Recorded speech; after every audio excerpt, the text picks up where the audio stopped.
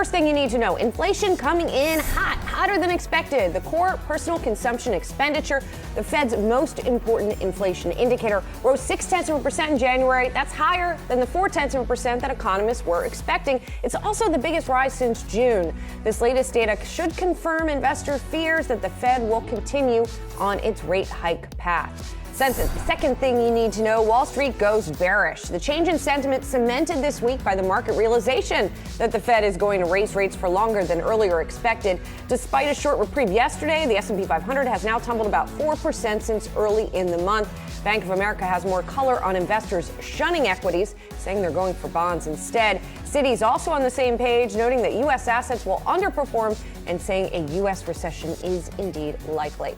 And the third thing to know this morning, today marks exactly 1 year since Russia began its attack on Ukraine. In the year since the invasion, 6 million Ukrainians have left the country. Another 6 million have been forced to migrate within the country. Roughly 120,000 Ukrainians have lost their lives, with the Russian death toll at about 200,000.